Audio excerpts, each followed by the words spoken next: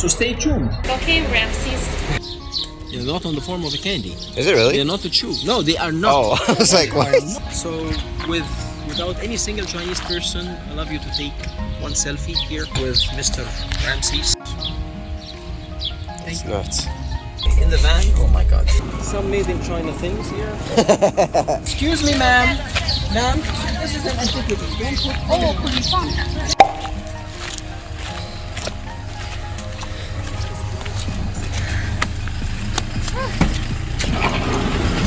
Peter, driver extraordinaire. Hello, hello, hello. Shukran, Peter. Welcome home.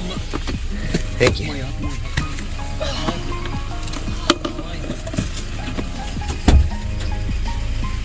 Okay. How was it? It was Killer. It's a killer. Huh? It was good. Yeah, This good is though. the easy one. Yeah, it wasn't This is as the easy one. it wasn't as hard as the Giza pyramid. Giza, it's medium. This is the easy. Giza goes medium. Thank you. The red pyramid, the bent pyramid is the worst. لو شربتها لا لسه طب.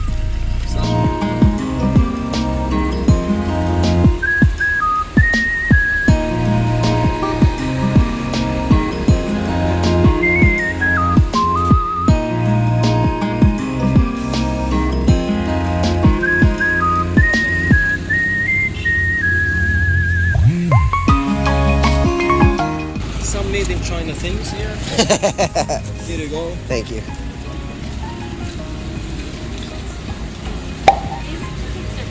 They are. Yeah.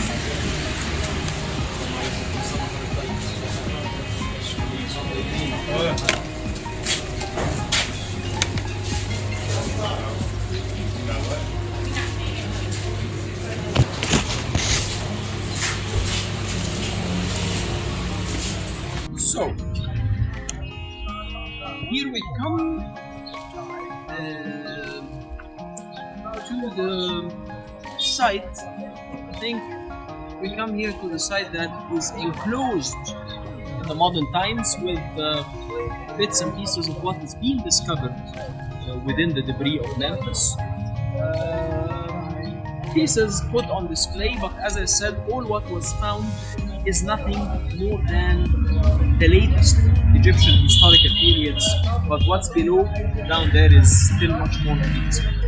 The reason why King Narmer, who united Upper and Lower Egypt for the first time 3,200 before Christ, chose this location, it's simply to be very close to his enemy's land. In other words, if you look at the map here, this is Egypt. This is the Mediterranean Sea, the Nile Delta. They unite. Cairo or Memphis area is down here. King Narmer came from down the bottom, from the south over here. So when he formed a strong army of the Southerns, he went further north to attack the Northerns and he won the battle against them. Therefore, he decided to establish the capital very close to his enemy's land, to keep them always under control. And that's why this location was chosen deliberately to be like that. Okay? Let's see some of the pieces that were found. Com denominações diferentes, maneiras diferentes de entender Deus, e se conectar com Ele.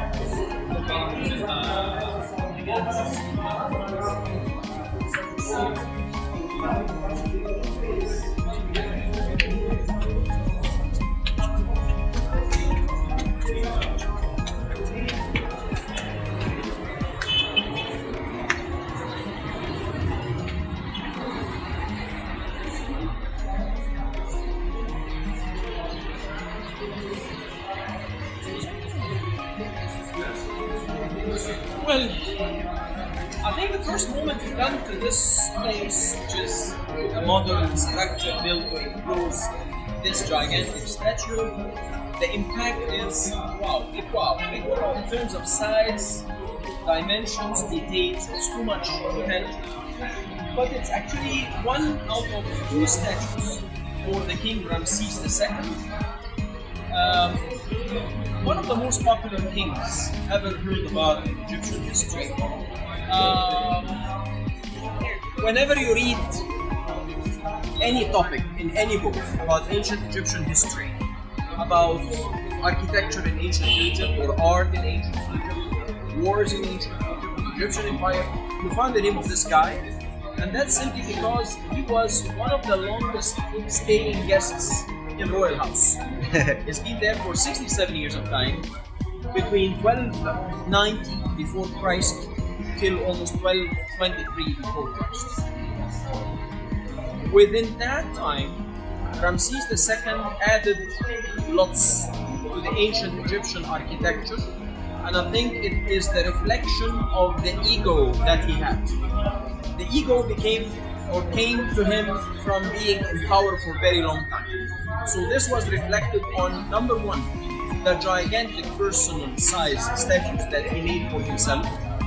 The second thing, which is he was so exquisite in starting a new pattern in architecture known as the rock-cut statues of Memphis. But this statue, if we come a little bit closer, you're going to see that the statue is made out of a one solid piece of limestone, showing him as the king of Upper and Lower Egypt. What does it mean? How can we tell? If you look at the crowns over there, you're going to see the crowns on head, representing Upper and Lower Egypt. You're going to see the royal head dress striped out, protecting his forehead with a cobra, which was one of the goddesses in ancient Egypt, wearing what we call it the royal chain or the royal ear, which was one of the signs of royalty in ancient Egypt, that's attached with two strings on the cheeks, as we can see. We can see him also wearing a color bead necklace with his name engraved on the pendant. We can see always the upper trunk is naked, the lower trunk is covered with a skirt, and the skirt is tied up with a belt. The belt's buckle gets on the form of his cartouche. There is a dagger attached to the strap, but generally speaking, you also see that there is the gold bracelet around his wrists. He is clutching also the hand seals in hands. That was a sign of royalty. You're gonna see that on his pendant, on his shoulders, on his belt, on his bracelets, and on his hand seals, the oval shape, which is known as the cartouche, which is the seal that was the sign of royalty that the ancient Egyptian king had, right? The statue was made in one solid piece of limestone, and once upon a time, it was actually 41 feet high. But when it was discovered in here in 1954, it was semi-covered with debris, and the left side, the left shoulder, was semi-immersed in the dust and the mud of the vegetation over here. That's why there is very high erosion on the left side, on the left arm, in comparison to the right arm, which is in a very good condition, as we can see. About is that actually, from the anatomical point of view, you can see right in front of you a real vivid person in front of us. Let's see that in some further detail.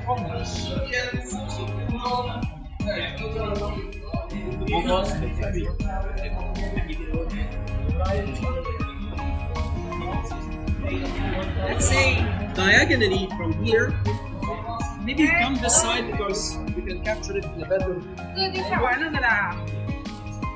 I mean, distantly, if you look at the nostrils, the lips, the ear cartilages, the cheeks, look at the muscles of the chest, the belly button, the biceps, muscles of the shoulders,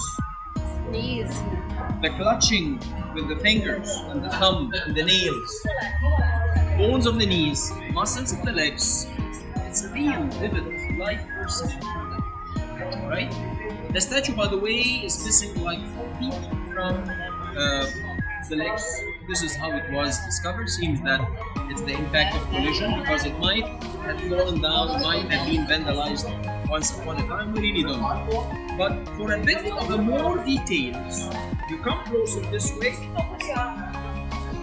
you can see that in between the two legs of the statue, there is a figure of a crown prince. That human figure, it's a crown prince. Crown princes in ancient Egypt were recognized with that ponytail around their right ear. And this was like an admit from the king, Ramses II, to this boy, which was his 11th son, but was the first royal descendant. So the first 10 children were irroyal descendants from concubines. But from the royal queen, that was the very first boy who had that like a word of approval from the father to this person to take over, which really what happened, and that was called King Merenptah, who took over right after his father's death. Right? That's about the main highlights of this piece. There was another mirror image statue to this one, which is nowadays found at the GEM, the Grand Egyptian Museum, which is about to be opened very recently or very soon. So stay tuned. Till then. Okay. Right?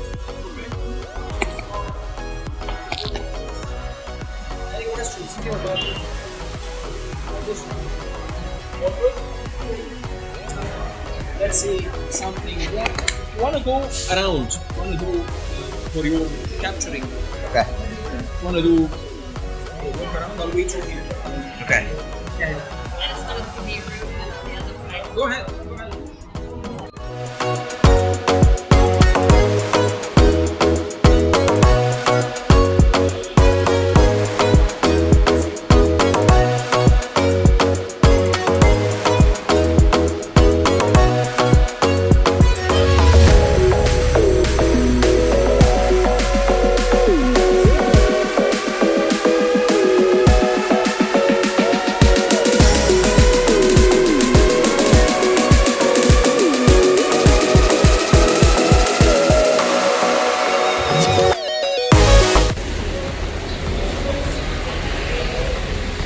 Start telling people they're very conceited. I'm gonna just be like, okay, Ramses.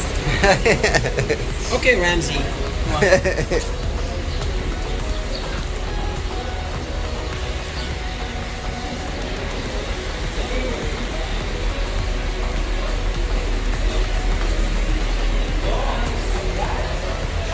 But you gotta give it to him. He gave us a lot to look at. A lot of history. And he gave us also lots of job opportunities. Yes. You can walk by the erosion and you can see the modern concrete fillings. All these are modern concrete Oh, fillings. yeah, okay. Look at that, even the thigh muscles are defined.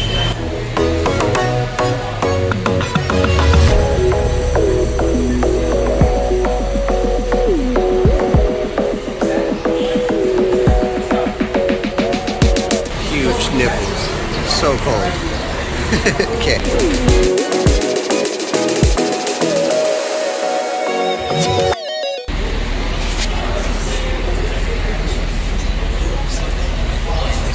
An arm on your shoulder with a phone like this. Or they split the space in between two people without even saying excuse me. The behavior itself is. Oh, I remember something. There is one good booth. And these booths have lots of good made in China pieces. Okay, you point that out for us. Yeah, come on. Okay, I just remember that now. okay. Let's do that on the way back. All right.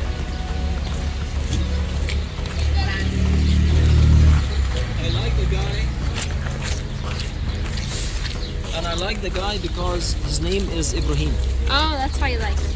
That's right. And he likes me always, by the way. Every time he comes, he goes, oh, Mr. Ibrahim.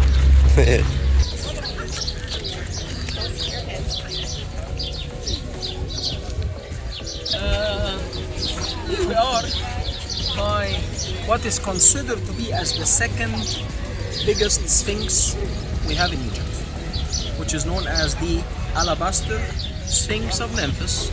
What's alabaster? Alabaster is crystal limestone, which is originally quarried in Luxor. Sphinx idea or Sphinx statue's idea was an invention by the ancient Egyptians, actually, kings, to combine two things together, combining the lion's body to the human's head, combining the power found in a lion's body to wisdom or intelligence in human's head. Many kings actually showed up themselves in the same way, positioned like a sphinx. And in general, actually, this one is so special in terms of actually having different changes or multiple changes than the famous one in Giza. Number one, the one in Giza is lined up with the second pyramid, so mostly we conclude that it is related to King Khafre, the builder of the second pyramid. But this one was lonely, number one. Number two, it doesn't have any cartouche here to tell to whom it might be belonging. The cartouche is the ID for the ancient Egyptian king. But here there is nothing at all because of the erosion, so we don't know. So in the modern analysis to the statue, they ended up to depend upon the style of sculpture of the statue itself, right? They depended upon the facial features or the facial style features that they said that this is more like the New Kingdom's style. What's the New Kingdom style? Which is to be mostly like a young, optimistic youth smile, elongated nose, and very confident look. That's the New Kingdoms. What's the New Kingdoms? Anything between 1500s and almost 1100s before Christ. Alright? But in depth to that analysis, which king out of those 400 years of time was it belonging to? So they ended up to two or to actually three assumptions, which is number one, either a king called King Thutmose I, 1500s, his daughter, Queen Hatshepsut, another later king, Ramses II. Alright? So either or, so now we have three assumptions to whom it might be belonging. But the other interesting thing here is the beard. What you can see about the statue's royal chin, that the royal chin here, it's not a straight chin. Yeah, it curls under. It's curved. What does it mean? The chin was seen in two ways, either straight or curled. But in most of the curled statues, standing statues, we definitely saw the king's arms are crossed in an afterlife position like this.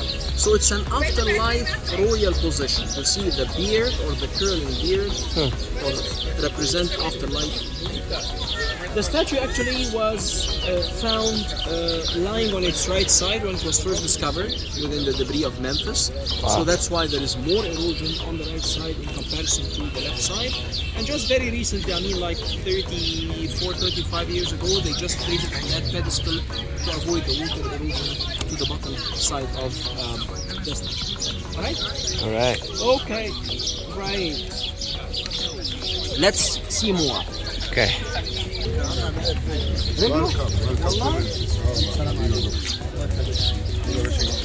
Huh? Thank you very much.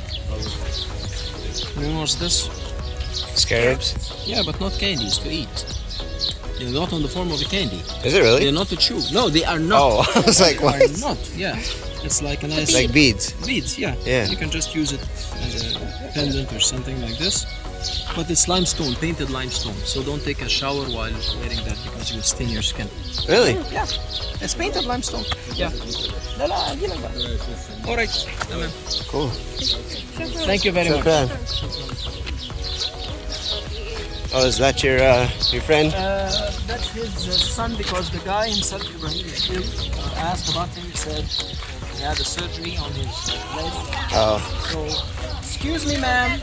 Ma'am, this is an antiquity. Don't put... Oh, please. Please. Not to put here. This is a statue. Sorry.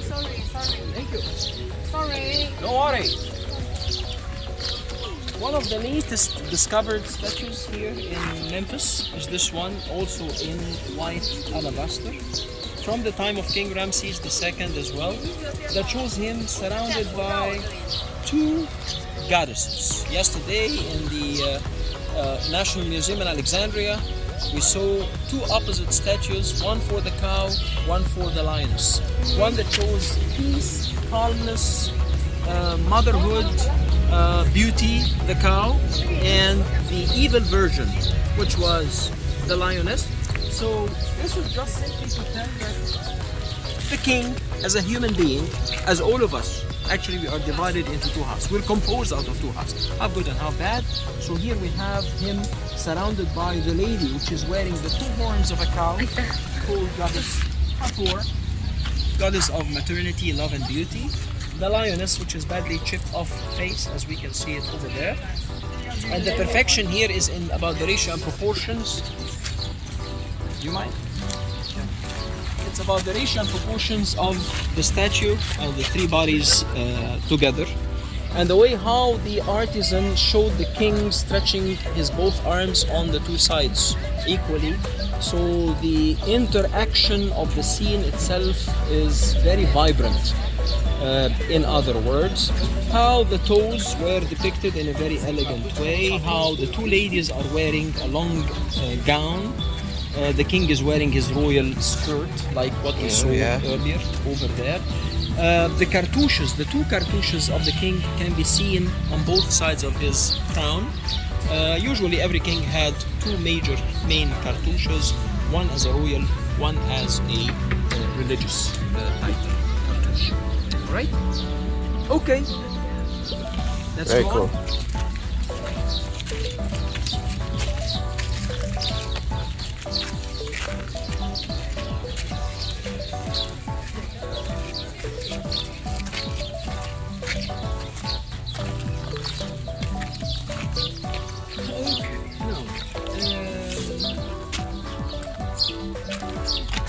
One sarcophagus was found here within the collection, which is a pink granite sarcophagus, which was a weird discovery because here we're talking about the city life, the capital life. The cemetery, the nearest cemetery, was basically in Saqqara.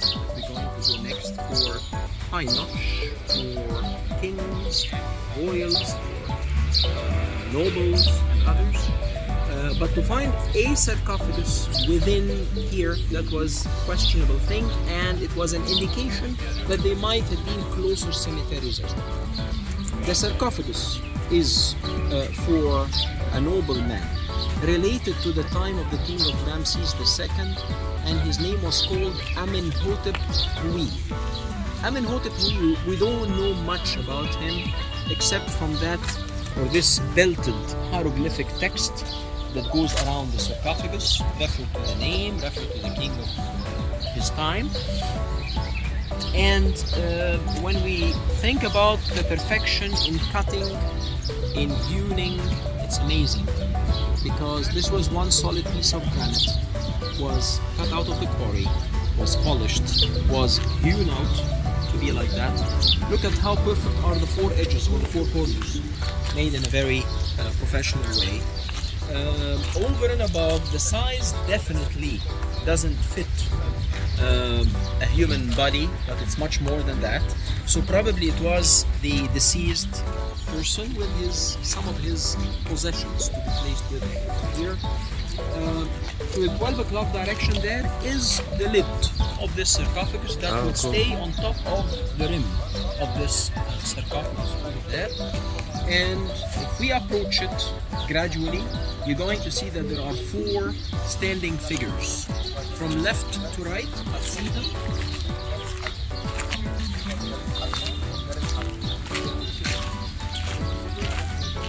From left to right, you're going to see the ibis bird. You're going to see the falcon. You're going to see the jackal. You're going to see a baboon, and all the four are standing in such respect in front of what? In front of that seated jackal, god Anubis, god of mummification in ancient Egypt. These four elements, or these four, we call them the four sons of Horus, Horus the god of victory and protection, and their head busts were always used as lids for the 4 jars of the canopic jars, which were used for keeping the inner viscera of the deceased while the process of mummification. So they are here to protect the inner viscera of the deceased. So probably what was put together with the body was the 4 organs jars together with the body. Alright? There is a list of hieroglyphic texts engraved over here, which is actually from the Book of the Dead, one of the many religious books in ancient Egypt that was talking about the journey in the second life and what's going to happen to the deceased. On top of the lid, you're going to see here the 2 eyes called the eyes of Horus, the eyes of protection, the eye that looks after you, the eye that cares about you, as well as his mother called goddess Isis, stretching her wings, which is the mother of protection, as we can see. All right. Is it hollow inside? Yes. Oh. Yeah, just to stay on top.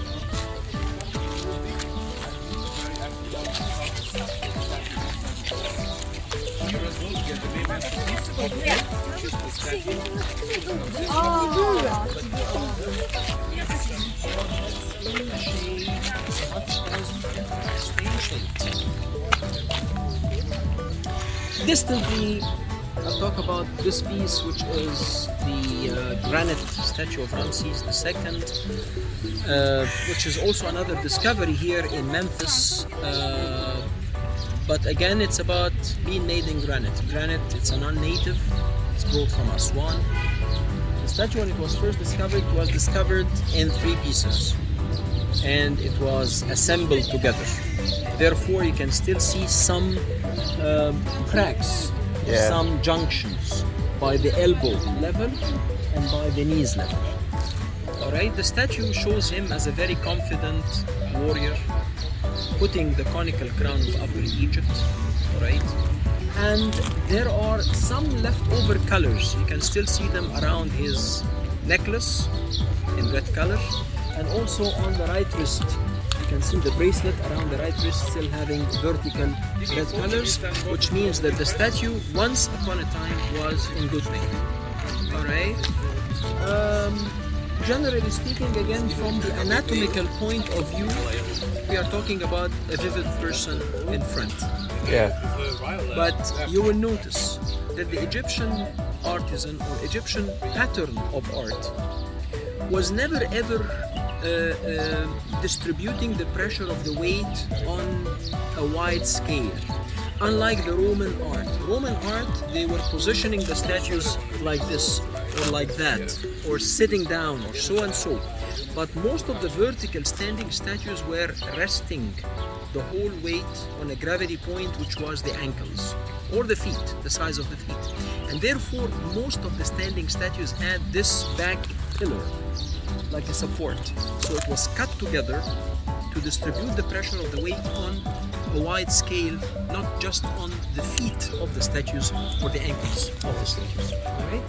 Therefore, you never ever see that Roman positioning in Egyptian statues, but that was the Egyptian pattern of art. Alright? Okay. And the very last thing, while we are still here in shade, share with you this and that chunks of limestone, which were actually bases of columns, or maybe one disc in multiple discs placed on top of each other to form a cylindrical shaped column, like the columns found in the temples in Egypt. And here it shows me the stages of making this or cutting this. Alright? If we come to this side, you're going to see that it is unfinished, or actually just quarried and just been trimmed out, but never smoothened yet. So here it's the stage where it was smoothened. You can see the difference between this and that's the third stage, when it was already carved with the needed text or the required religious text that is to be found on top. Wow. There's one more thing. You remember Colombo saying, there's one more thing, that because ancient Egyptians never used mortar or cement to place things or to adhere things on top of one another, ancient Egyptians only vacuumed the space between every 2 blocks. Therefore, when you think of getting your hands, but just fingers to fingers only, and you pressurize, will your fingers get stuck into one another? But when you get this concave part of your hand to that concave part of your hand, and you pressurize, like heavy weight, will they be stuck into one another? Yeah. What happened? It's vacuum.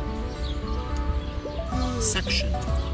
That's what made your hands get stuck into one another. So the same technique was used in ancient Egypt by chipping off the top surface of the bottom block and the bottom surface of the top block. I will allow more air to go out. Accordingly, this will be sucked down into the bottom block. When I get the third block on top of the second, so the second will be fully stuck down into the bottom block, and so on and so on. That's how pyramids were built, walls of temples were built by the same technique without 1 single milligram of resource. Thank you. Nuts. Alright, that's all about it. The main highlights I'll share with you here. Okay. So without any single Chinese person, I'd love you to take one selfie here Yeah, yeah. with Mr. Ramses.